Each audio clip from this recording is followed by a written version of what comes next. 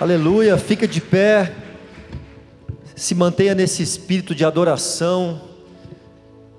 Nós precisamos entender que não existe uma divisão no culto entre adoração, entre palavra, entre ministérios.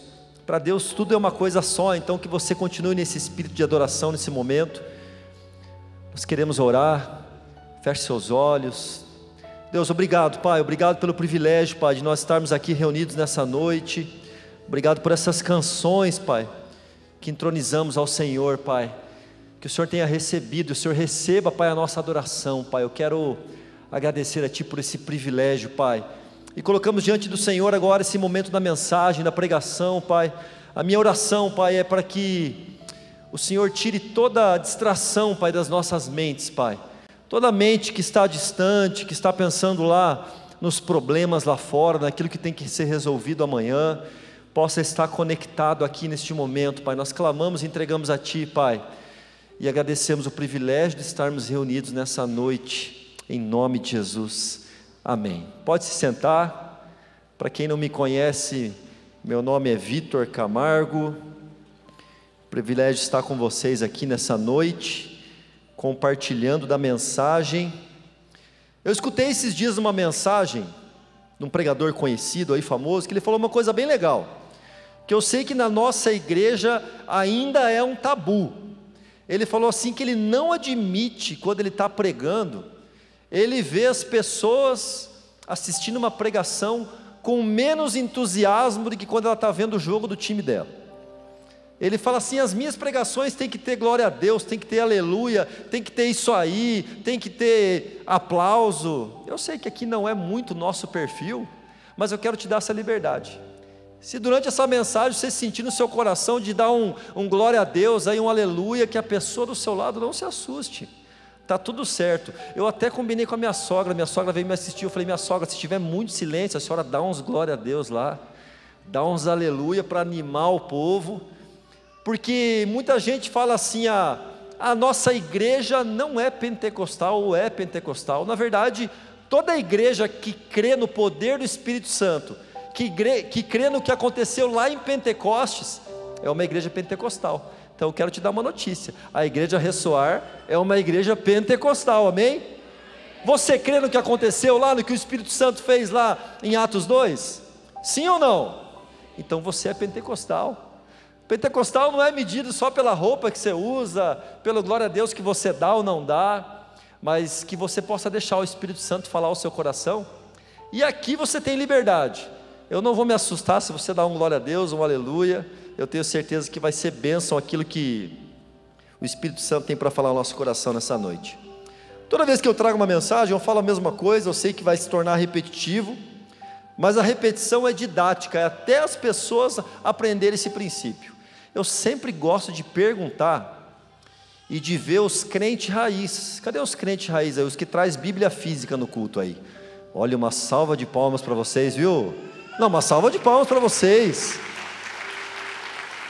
Mas os demais não se sintam mal. Não tem problema nenhum você não andar com a Bíblia física, até porque um cristão verdadeiro, um crente verdadeiro, não é conhecido por andar com a Bíblia, mas sim por praticar a Bíblia.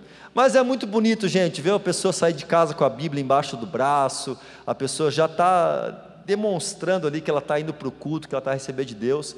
Se você não tem essa prática, começa a trazer a tua Bíblia física. Sabe por que eu falo isso? Não é por uma superstição ou religiosidade, os aplicativos são bênção, gente, mas durante a mensagem você está olhando lá aquele versículo no aplicativo da Bíblia, e vem uma mensagem no teu WhatsApp, e aí você tem aquela coceira para abrir, você abre, e aí você se desconecta por alguns segundos, e às vezes você perde aquilo que Deus quer falar contigo. Então você que trouxe a tua Bíblia física aí, eu quero pedir para você abrir nessa noite, aquele que também não trouxe sua Bíblia física, o pessoal da projeção vai estar projetando ali também esse texto, está lá no livro de Jó, capítulo 1, quero ler com vocês dos versos 1 até o verso 5. Você que abriu a sua Bíblia, você pode acompanhar na sua Bíblia física, no seu aplicativo, pode acompanhar aqui na projeção, texto muito conhecido. Vamos lá, Jó capítulo 1, verso 1 diz o seguinte: na terra de Uz vivia um homem chamado Jó, era homem íntegro e justo, temia a Deus e evitava fazer o mal. Tinha ele 7 filhos e 3 filhas, e possuía 7.000 ovelhas, 3.000 camelos, 500 juntas de boi e 500 jumentos, e tinha muita gente a seu serviço. Era o homem mais rico do Oriente. Seus filhos costumavam dar banquetes em casa, um de cada vez, e convidavam suas 3 irmãs para comerem e beberem com eles. Terminado um período de banquetes, Jó mandava chamá-los e fazia com que se purificassem. De madrugada ele oferecia um holocausto em favor de cada um deles, pois pensava: talvez os meus filhos tenham lá no íntimo pecado e amaldiçoado a Deus. No 3, você vai repetir essa frase comigo. Nós vamos conseguir. É a última ali, ó. Está ali a última ou não? Isso aí. Mas está cortado aí, né? Eu vou falar então, ó. Eu falo e você repete então. Essa era a prática constante de Jó. No 3. 1, 2, 3. Essa era a prática constante de Jó. De novo, agora bonitinho. Essa era a prática constante de Jó. E para finalizar, eu quero ler um outro texto. Você pode colocar aí para mim no meu slide que eu preparei. Um texto de carta de Paulo, primeira carta de Paulo aos Coríntios, capítulo 15, verso 58, na versão Almeida revisada e corrigida, diz o seguinte: portanto, meus amados irmãos, sede firmes e constantes, sempre abundantes na obra do Senhor, sabendo que o vosso trabalho não é vão no Senhor. Feche seus olhos, cubra sua cabeça. Deus, essa é a tua palavra, Senhor. A tua palavra, ela é viva, ela é eficaz, ela é atual, ela é a tua verdade para as nossas vidas, Pai. E nós recebemos essa palavra como verdade para as nossas vidas. Então que o teu Espírito Santo, Pai, que vivifica a palavra, Pai, esteja nesse momento, Pai, trazendo aos corações o entendimento daquilo que o Senhor quer falar aos nossos espíritos nessa noite, ao nosso espírito nessa noite, Deus. Usa a minha vida, Pai, para que eu não venha falar aquilo que é a minha opinião, aquilo que eu acho, Pai, mas aquilo que o Senhor diz que é na tua palavra, Pai. Nós agradecemos a Ti e entregamos esse momento em nome de Jesus, amém. Nessa noite eu não vou falar especificamente sobre a vida de Jó. Eu li o texto de Jó. Eu não vou falar especificamente sobre a vida de Paulo. Eu li a carta, um breve versículo de uma carta, de um capítulo de uma carta que Paulo escreve à igreja de Corinto. Mas eu quero falar sobre uma característica que existia tanto em Jó, quanto em Paulo, e em tantos outros personagens da Bíblia, que tiveram uma vida de êxito, que tiveram uma vida de sucesso, que tiveram uma vida abençoada e abundante no Senhor. Quem aqui veio nessa noite para realmente declarar que quer ter uma vida abençoada, de êxito, uma vida abundante no Senhor? Levanta sua mão e fala: eu quero. Se você quer ter uma vida de êxito, uma vida de sucesso, uma vida de prosperidade em todas as áreas, você precisa aplicar esse princípio. O poder da constância. Você que gosta de anotar as mensagens, o título dessa mensagem é o poder da constância, pequenos passos, grandes resultados. Nós vemos na palavra de Deus inúmeros personagens, inúmeros homens, muitas mulheres que tinham esse princípio da constância na sua vida. Paulo era um deles, Jó era outro deles, Josué era um homem constante, Daniel foi um homem constante, Ruth foi uma mulher constante, e todos eles aplicando esses princípios nas suas vidas, tiveram uma vida poderosa diante do Senhor. E o que o dicionário nos fala sobre o que é constância? Eu trouxe aqui, para não falar besteira. Constância, segundo o dicionário, é a qualidade daquele que não falta a uma tarefa, que não falta a um dever, que não falta a um tratamento, que não falta uma aula. Constância é persistência, insistência, obstinação. Se você quer ter uma vida poderosa diante de Deus, você precisa ser, ou se você já é, continuar sendo uma pessoa persistente, uma pessoa que não desiste fácil, uma pessoa que começa e termina. Se nós temos uma facilidade nas nossas vidas, geralmente é começar bem e muitas vezes nem terminar. Não precisa levantar a mão aqui agora, mas quem aqui começou esse ano de 2025 e você prometeu para você mesmo que esse ano você ia fazer o plano de leitura bíblica e você ia até o final, mas lá em março, quando começou Números, você desanimou. Quando você começou a ler aquelas genealogias, e meu irmão, se genealogia está na Bíblia, é porque você precisa ler ela, é porque Deus queria que ela estivesse lá por algum motivo. E aí você começou bem, você começou animado, mas você foi inconstante mais uma vez. Estamos em outubro e você deixou para lá o teu plano de leitura da Bíblia.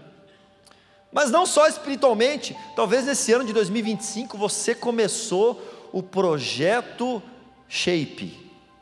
Esse ano eu vou botar o shape, esse ano eu vou emagrecer, esse ano eu vou cortar o açúcar, esse ano eu vou me alimentar melhor, eu vou fazer exercício físico. Março, novamente março, né, gente? Acho que março é um mês perigoso, né?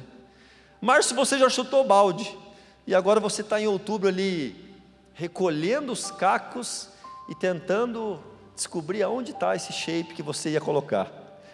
Não só falando sobre isso, mas em qualquer área da sua vida, no meio dos negócios, no meio da saúde, na sua vida espiritual, você precisa ser uma pessoa constante. Biblicamente, constância significa o quê?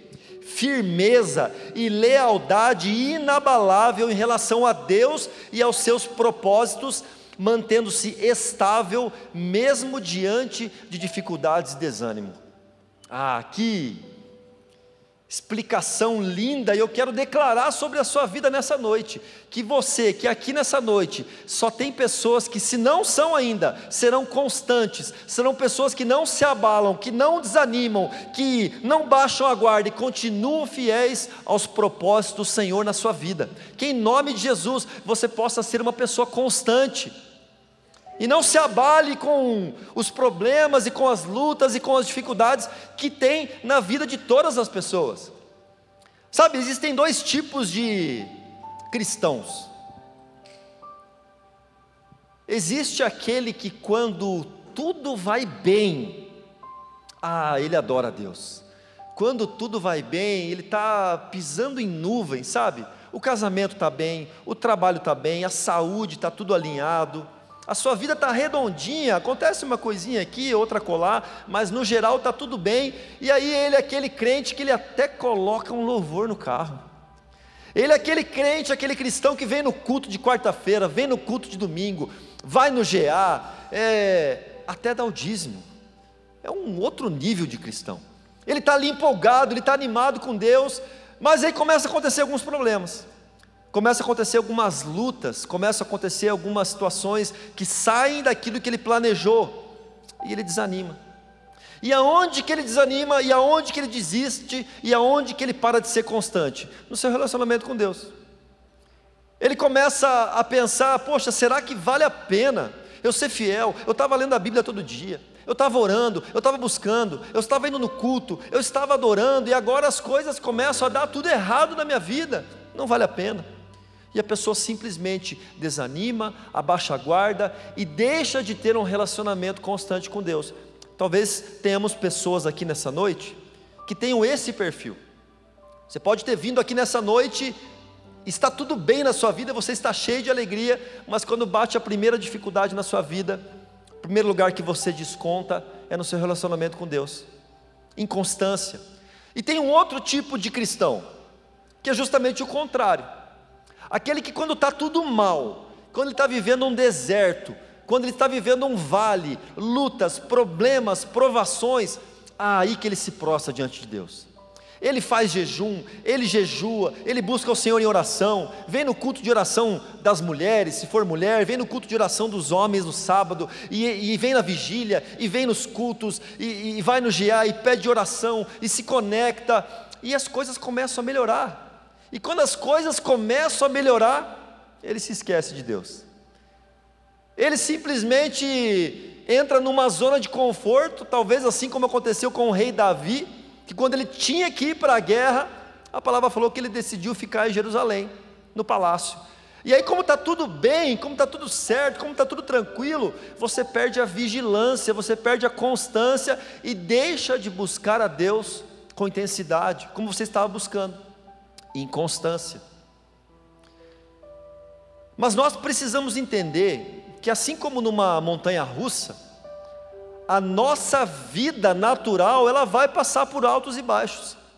Jesus em nenhum momento nos promete facilidades, Jesus em nenhum momento nos promete somente bênçãos. Gente, que legal, que bonito escutar esses testemunhos aqui, de pessoas que receberam o sim de Deus, que receberam vitórias, bênçãos a ser compartilhadas, mas isso nunca foi uma promessa do Senhor. Tudo aquilo que Deus nos deu e tudo aquilo que nós precisávamos foi dado lá na cruz, quando Jesus se entrega na cruz, para que os meus e para que os seus pecados fossem perdoados, e nós tivéssemos uma vida eterna ao lado dele. E tudo o que vem além disso é como se fosse um bônus. Então quando a gente passa por lutas, nós precisamos olhar e lembrar que as lutas, as provações, as dificuldades, os problemas fazem sim parte da nossa vida, como também os bons momentos fazem parte das nossas vidas. Mas o que não pode acontecer é que a nossa vida espiritual tenha também altos e baixos, como uma montanha russa, conforme está a nossa vida natural. Deus nos criou para termos um relacionamento constante com Ele, um relacionamento não religioso, mas um relacionamento diário, de constância, de busca. E eu quero falar nessa noite aqui rapidamente para vocês, algumas características da pessoa inconstante. Vou falar aqui sobre um profeta, um homem de Deus, que ele se demonstrou nessa situação, nessa ocasião, muito inconstante, e isso vem de encontro muitas vezes com atitudes que nós temos em nossas vidas. Quero falar sobre o profeta Elias.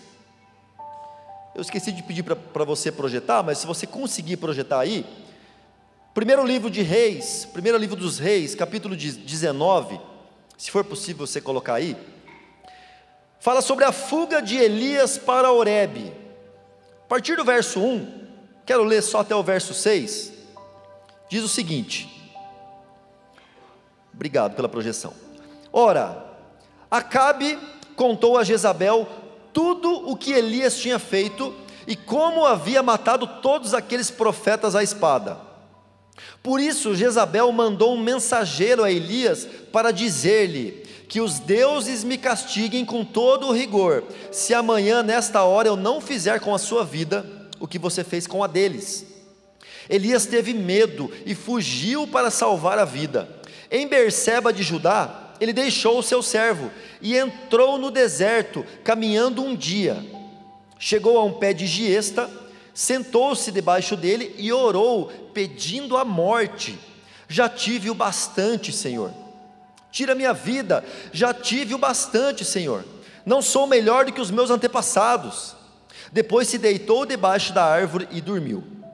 De repente um anjo tocou nele e disse, levante-se e coma. Elias olhou ao redor, e ali junto à sua cabeça, havia um pão assado sobre brasas quentes e um jarro de água. Ele comeu, bebeu e deitou-se de novo. Pode colocar de novo para mim no título lá. Quem não conhece a história de Elias, quem nunca leu ou conheceu a história do profeta Elias, lendo somente esse início do capítulo 19, imagina que era um homem super para baixo, um homem depressivo, um homem triste. Mas não é assim que começa a história de Elias. Lá no capítulo 17 é citado pela primeira vez a história do profeta Elias, e o começo da sua história relatado na palavra de Deus é somente bênção, somente alegria, somente vitória, somente milagres. Já no capítulo 17, Elias, ele ora, clamando para que não chovesse, e por 3 anos e meio não choveu em Israel, porque Deus atendeu a oração desse homem. Logo na sequência, Elias, ele é levado até uma casa de uma viúva, e nessa viúva, você já conhece essa história, essa viúva tinha só um pouco de azeite, tinha só um pouco de farinha, estava prestes a morrer de fome. Ele chega lá e pede para ela preparar uma comida, e ela falou: olha, eu só tenho um pouco de azeite, um pouco de farinha. Ele junta umas vasilhas lá dos vizinhos, e Deus faz um milagre da multiplicação naquela casa, onde aquela mulher, o seu filho e o profeta são supridos por vários dias, com apenas um pouco de provisão que Deus tinha. Deus multiplica. E o filho dessa viúva morre, e Elias, com uma oração, com uma fé sobrenatural, é usado por Deus, e Deus ressuscita a vida daquele menino através da fé, através da oração, através do poder de Deus na vida do profeta Elias. Só coisas boas acontecendo, milagres, grandes feitos.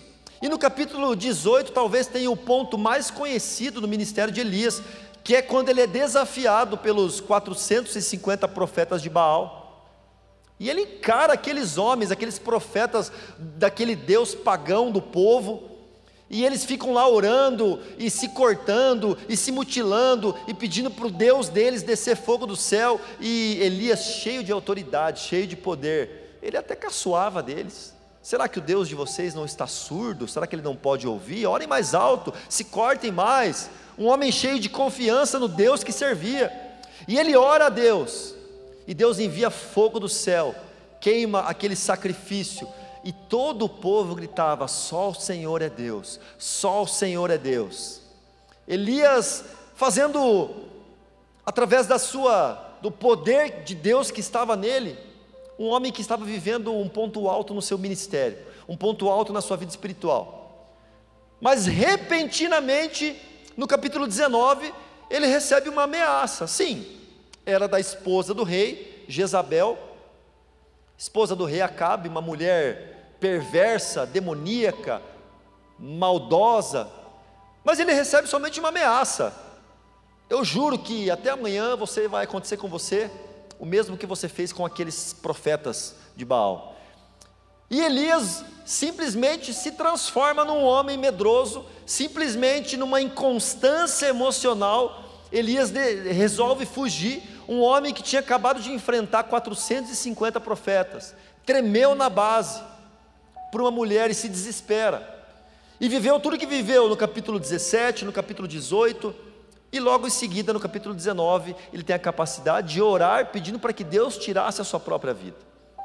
Nesse texto que eu li aqui, demonstra uma inconstância emocional na vida de Elias, que muitas vezes se reflete nas nossas vidas. Quero falar rapidamente com vocês os 6 Is, da letra I do alfabeto, da pessoa inconstante. Os 6 Is da pessoa inconstante. Geralmente a pessoa que é inconstante, a pessoa que não consegue ter uma constância, seja emocional, seja de buscar a Deus, seja espiritual, ela apresenta esses Is que o profeta Elias apresentou. O primeiro é instabilidade. Marcas do inconstante: instabilidade. Instabilidade significa falta de solidez, falta de firmeza, característica do que balança, daquilo que se pode mover com facilidade. Olha o que diz aí: Elias teve medo e fugiu para salvar a vida. Quando você não consegue ser uma pessoa constante no seu relacionamento com Deus, automaticamente você se torna instável, você se torna uma pessoa pessimista.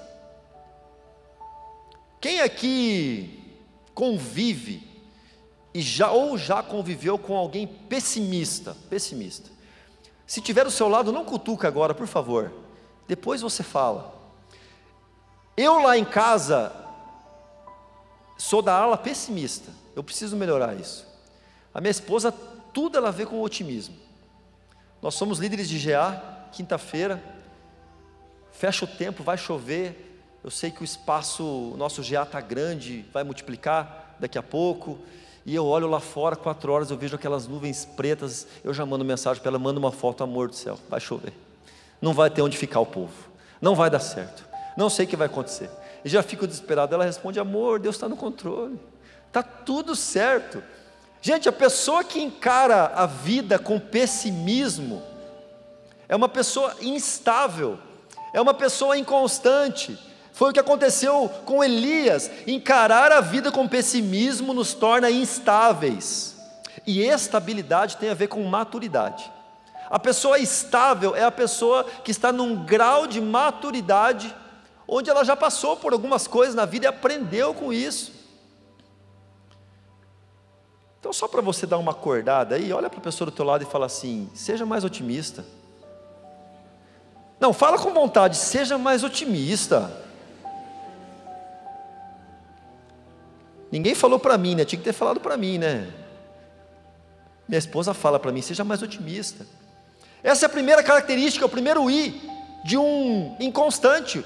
O segundo é, depois de se tornar alguém instável, aí vem para o isolamento. A pessoa que é inconstante, ela é instável e ela quer se isolar.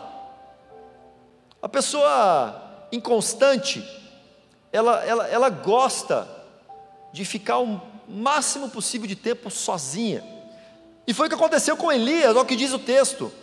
Em Berseba de Judá, ele deixou o seu servo, deixou o seu ajudante, outras versões falam. Naquela época, o ajudante do profeta era alguém que estava com o profeta em todos os momentos, era como se fosse um aprendiz, era como se fosse alguém onde o profeta ia passar o bastão para ele continuar o ministério dele. Tanto que logo após esse capítulo, Eliseu é apresentado a Elias e se torna o novo ajudante de Elias. E o ajudante tinha uma função muito importante naquele momento. Mas Elias decide se isolar, porque o inconstante ele é assim. E eu preciso dizer para você, ninguém chega sozinho a lugares de bênção. Você precisa de pessoas. Quem aqui quer ser constante? Quem aqui quer ser constante no seu relacionamento com Deus? Eu preciso te dar uma notícia. Você precisará de pessoas. Agora você odeia fazer isso, mas você vai fazer. Você vai olhar para o lado para a pessoa e fazer uma cara de profeta e apontar com o dedo para ela. Uma cara de profeta. E você vai falar assim, você precisa de mim. E eu preciso de você. O isolamento nos torna inconstantes no nosso relacionamento com Deus. Sabe por quê? Quando você está caminhando com pessoas, eu tenho falado muito isso nos nossos encontros de oração de sábado dos homens. Você homem que está aqui, que ainda não veio num encontro nosso de oração no sábado, todo sábado às 7 às 8, ali no mini auditório, estamos vivendo grandes momentos com Deus. Você está convocado para estar aqui conosco. Todo sábado temos aproximadamente ali 100 homens se reunindo, orando, tem palavra, tem louvor. Constantemente estamos ali todos os sábados. E eu falo que homem que anda sozinho é presa fácil. Homem que anda sozinho é presa fácil. O homem de Deus precisa ter outros homens de Deus que cobrem ele, que chegam para ele e falam, cara, você precisa melhorar o teu linguajar, você precisa melhorar a maneira que você trata a tua esposa, você precisa melhorar a tua vida com Deus, eu tenho visto que você está afastado. Homem precisa disso, mas mulher também precisa disso, mas a mulher é muito mais fácil, né? A mulher consegue se conectar com facilidade, fazer amizade, conversar, tomar um café. Meu Deus, para um homem tomar um café com outro homem é um evento, é algo fora do comum. A mulher se conhece aqui no culto, no final do culto, semana que vem já está tomando café junto, a mulher tem essa facilidade de conexão, mas você não pode se isolar, porque o isolamento é uma característica do inconstante. Outra característica é a insatisfação.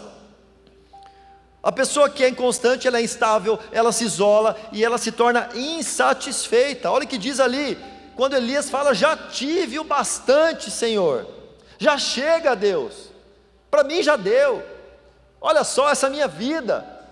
No primeiro problema, na primeira ameaça que Elias ele recebe, ele se demonstra alguém insatisfeito. E o problema de uma geração inconstante é que o suficiente nunca basta.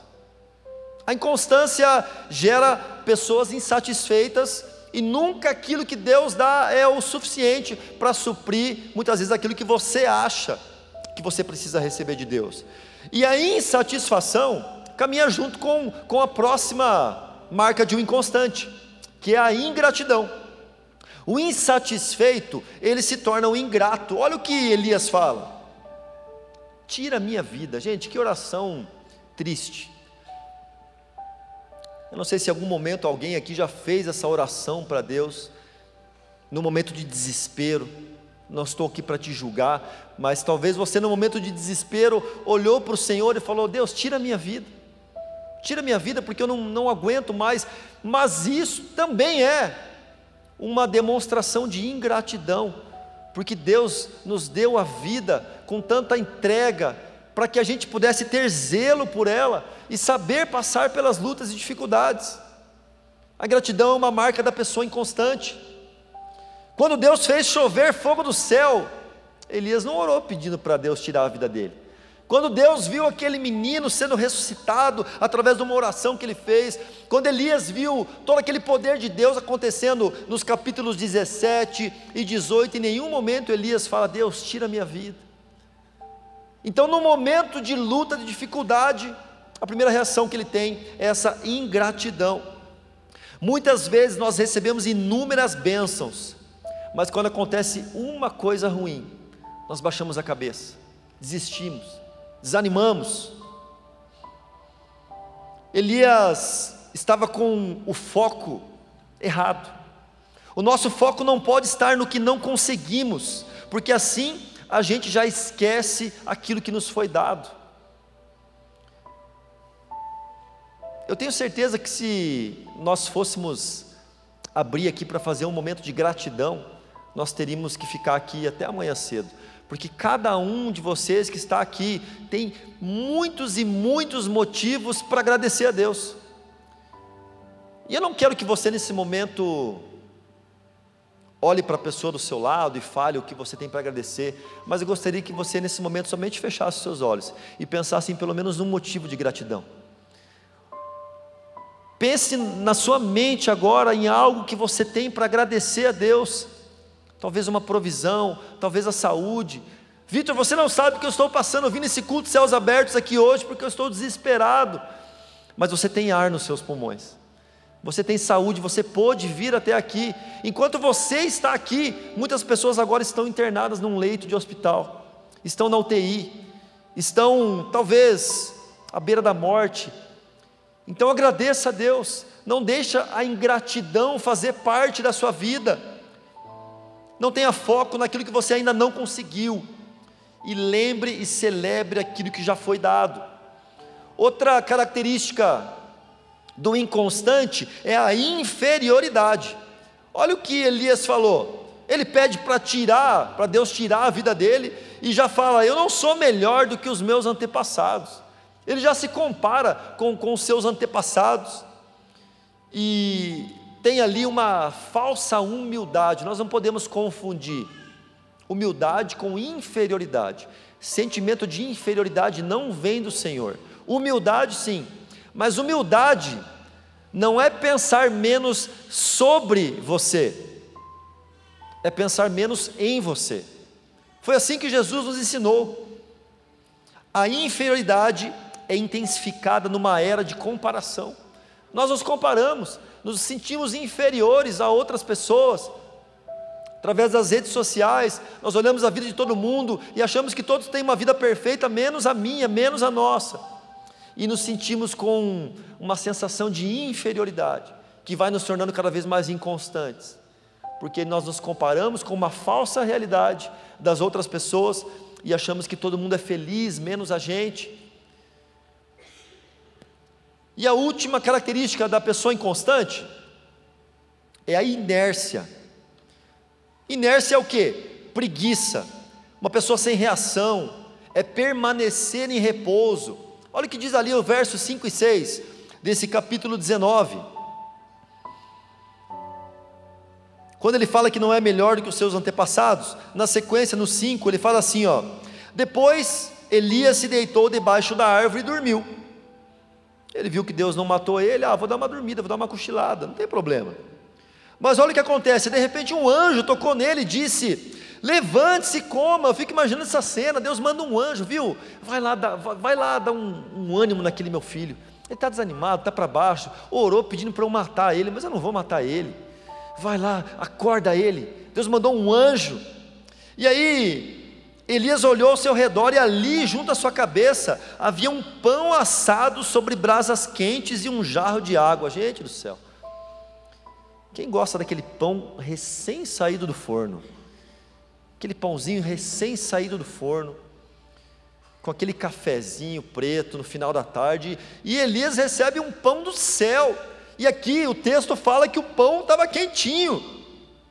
Então ele tinha tudo para comer aquele pão, tomar aquela água, levantar, sacudir a poeira e falar: não, eu vou para cima. Olha o que Deus fez comigo, Ele mandou um anjo, Ele mandou alguém aqui para me despertar, para eu sair desse caminho de inércia, desse desânimo, desse abatimento. E o que Elias faz? Comeu, bebeu e deitou-se de novo. Ele não entendeu aquilo que Deus queria fazer, era um despertamento, viu? Vamos para cima, vamos para frente. Você até pode passar por uma luta, mas você não pode parar nessa luta. Eu tenho certeza que muitas pessoas aqui chegaram nessa noite passando por lutas, e isso faz parte da vida, mas você não pode parar, estacionar numa luta. Deserto não é lugar de morada, deserto é lugar de passagem. Você não vê na Bíblia as pessoas morando no deserto. O único povo que passou 40 anos no deserto foi o povo de Israel, porque desobedeceu ao Senhor. Mas o deserto é um momento onde Deus quer fortificar o nosso caráter, e não é um lugar de morada. Nós somos criados para movimento. Reaja. Quem fica parado em poeira mofa. Eu quero declarar em nome de Jesus aqui uma unção de reação sobre a sua vida nessa noite. Você que está desanimado, Deus vai mandar um anjo aí com um pão quente para você de alguma maneira aí. Talvez não seja literalmente como está aqui, mas talvez seja um líder de GA esse anjo. Talvez seja uma líder de GA que vai te mandar uma mensagem lá aleatoriamente para você, mas para Deus não vai ser, te falando: viu, não tenho mais te visto no GA, cadê você? Que saudade, você é uma pessoa importante. Não sei, de alguma maneira você que está desanimado, eu declaro que você vai receber uma injeção de ânimo do Senhor, mas vai depender de você continuar na inércia, continuar repousando, receber isso e ficar lambendo as suas feridas como Elias fez, voltar a dormir, ficar pensando: não, minha vida. Ou levantar, se alimentar, comer e partir para a luta. E eu creio que a pergunta que fica aqui, para nós finalizarmos a nossa mensagem de hoje, você deve estar pensando assim: Vitor, eu já entendi que é importante ser constante, eu já descobri as marcas de uma pessoa inconstante, mas eu quero saber nessa noite, como ser uma pessoa constante? Como ser uma pessoa que consegue aplicar esse princípio na sua vida, e viver uma vida de constância com Deus, e não viver uma montanha russa de altos e baixos no seu relacionamento com Deus? E essa resposta ela é muito simples, porque está numa passagem da palavra.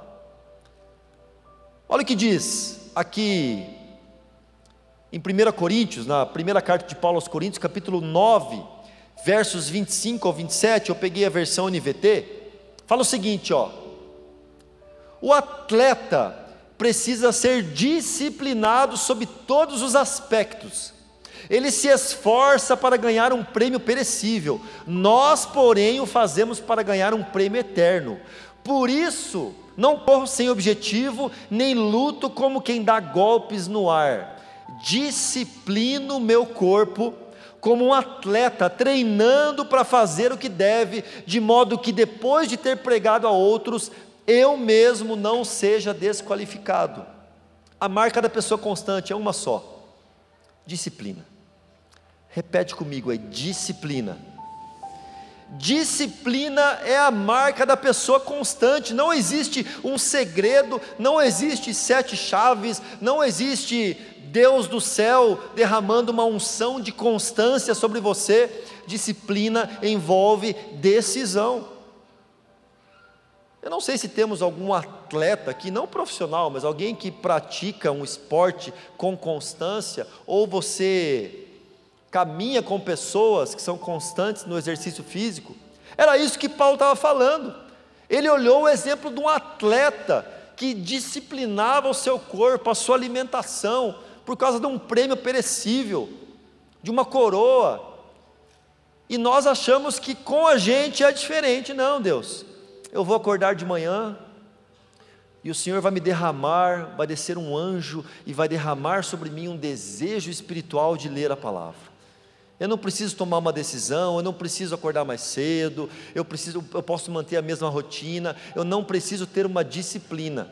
Se você algum dia acreditou nisso, você acreditou numa mentira, porque a vida com Deus é uma vida que envolve disciplina, é uma vida que envolve decisão, é uma vida que envolve entrega, renúncia. Não vai acontecer naturalmente. Eu lembro quando eu comecei um despertamento espiritual na minha vida. Eu sempre falo que eu aceitei Jesus quando eu tinha 14 anos, lá em 2000.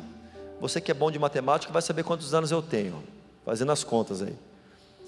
Mas em 2019 que eu me converti. Eu aceitei Jesus com 14 em 2000, mas em 2019, 19 anos depois de viver uma vida rasa com Deus, uma vida de altos e baixos, ali que eu me converti. E aí eu comecei a caminhar com uns caras assim de Deus, uns homens de Deus, uns pastores aqui dessa igreja que são meus grandes amigos até hoje. Pastor Christian, pastor Ronan, pastor Felipe, eram caras que me inspiravam, porque eles eram mais novos que eu, por mais que não aparenta, eu sei. Mas eu olhava para eles e eu pensava, poxa, como que eles conseguem ser tão cheios de Deus? E em algum momento eu começava a pensar assim, eu acho que Deus aleatoriamente um dia escolheu eles e falou: Christian, eu vou te encher do poder do Espírito Santo. Ronan, eu vou te encher do poder sobre a palavra de Deus, sobre a pregação. Pastor Felipe, eu vou te... E eu cheguei a acreditar nisso. Mas depois, caminhando com eles, eu fui descobrir que nada é o acaso. Tudo envolve constância, disciplina, buscar a Deus diariamente, caminhar com o Senhor dia a dia, decisão. E o dicionário fala que disciplina é obediência às regras, um comportamento metódico, determinado, constância. Geralmente os metódicos são os melancólicos, é isso? É isso ou não? Quem aqui é metódico, sistemático, gosta de uma planilha, gosta de um Excel, gosta de tudo bem alinhadinho? Levanta a mão só para ver os sistemáticos aí, viu? Essas pessoas têm, pela sua natureza e pela sua personalidade, uma facilidade maior de ser constante. O sanguíneo, por exemplo, tem uma dificuldade enorme de ser constante. Mas, gente, a constância é uma necessidade que todos nós temos que ter. Constância é a capacidade de controlar o próprio comportamento e os próprios pensamentos para alcançar um objetivo. O seu objetivo precisa ser uma pessoa cheia de Espírito Santo. Você precisa ter como objetivo de vida ser uma pessoa cheia da presença de Deus, ser uma mulher que ama a palavra de Deus, ser um homem que ama e deseja a palavra de Deus. Mas para isso, você precisa sim orar e clamar: a Deus, derrama a tua graça sobre mim. E Ele vai derramar, mas Ele tem que ver a tua ação para que Ele reaja. Ele precisa ver em você alguém que deseja, alguém que tem um objetivo. através do autocontrole e do aperfeiçoamento de habilidades.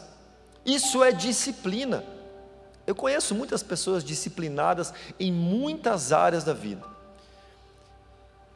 Eu mesmo tenho um grande amigo, que é aqui da igreja, ele trabalha na área da educação física, e ele venceu uma das áreas mais difíceis de vencer, gente, que é o açúcar. Meu Deus, é difícil, viu? Quem aqui não consome nada de açúcar, zero açúcar? Olha, tem um lugar especial no céu para essas pessoas, viu? Porque eu já fiz uns propósitos de não comer açúcar, acho que umas 55 vezes só esse ano. Mas hora e outra, mas é possível, talvez a sua luta não seja contra o açúcar, talvez a sua luta seja outra, você precisa ser disciplinado em outras áreas e outras tarefas da sua vida. E eu quero falar rapidamente aqui para encerrar, para onde a disciplina irá te levar. Eu trouxe aqui somente 2 exemplos. A disciplina irá te levar a ser constante em 2 áreas que eu trouxe aqui, mas eu poderia falar aqui em inúmeras áreas. A disciplina irá te levar a ser constante em servir a Deus. A disciplina irá te levar a ser constante em amar as pessoas. Mas eu quero trazer somente 2 áreas aqui que eu entendo como fundamentais na vida de todo cristão. A disciplina te levará a ser constante na oração. A oração não é algo negociável para um cristão de verdade, não é algo opcional, não é algo que a gente faz quando dá tempo, quando eu tenho vontade. A oração é a nossa base, é o nosso sustento, é o nosso combustível. Olha o que diz a palavra de Deus ali em Daniel capítulo 6, verso 10. Quando Daniel soube que o decreto tinha sido publicado, ele foi para casa, para o seu quarto, no andar de cima, cujas janelas davam para Jerusalém, e ali fez o que costumava fazer. 3 vezes por dia ele se ajoelhava e orava, agradecendo ao seu Deus. A oração tem sido algo constante na sua vida. Você pode dizer que você é uma mulher de oração, que você é um homem de oração. Ah, Vitor, eu não consigo orar que já me dá sono, eu oro por 2 minutos, por 3 minutos, eu não sei por que orar. Comece. Nós temos aqui na igreja, já falei dos homens que é no sábado, as mulheres têm o encontro de oração aqui nas quartas-feiras. Você precisa ter essa disciplina espiritual de buscar o Senhor em oração, diariamente, não somente chegar ao Senhor quando você está precisando de algo, ou passando por alguma luta, mas orar continuamente, como Daniel orava, era alguém disciplinado. E a segunda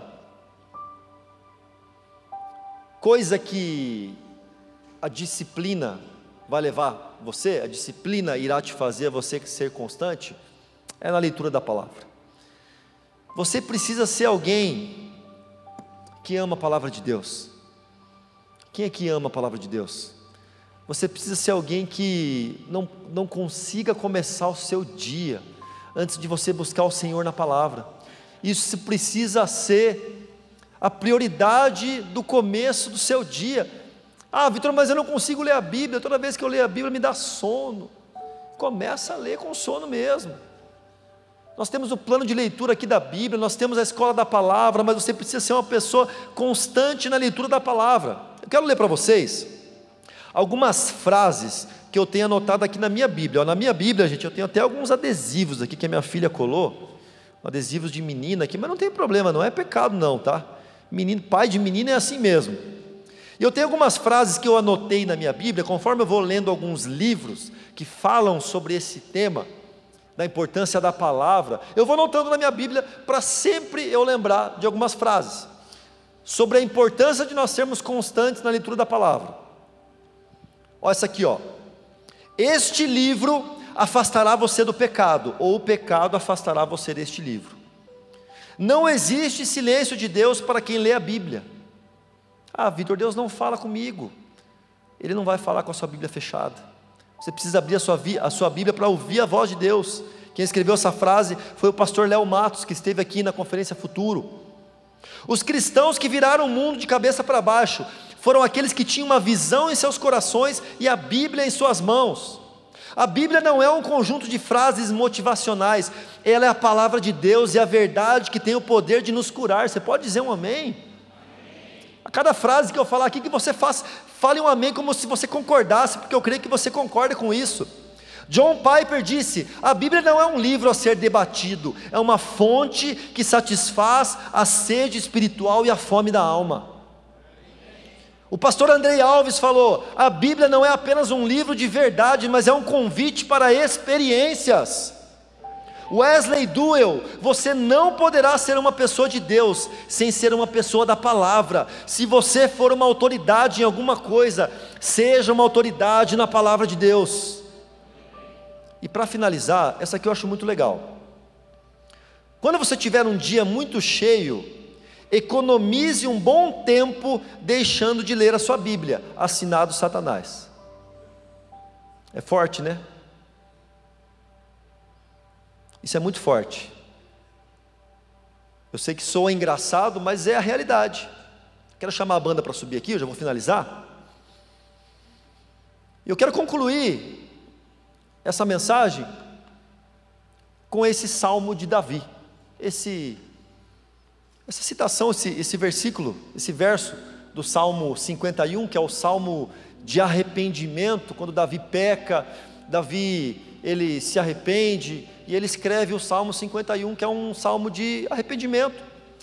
E a oração de Davi é: Deus, cria em mim um coração puro, e renova dentro de mim um espírito estável, um espírito constante, um espírito que não depende de estar tudo bem para te buscar, um espírito que não simplesmente te busca quando estou com vontade, mas um espírito constante, um espírito estável.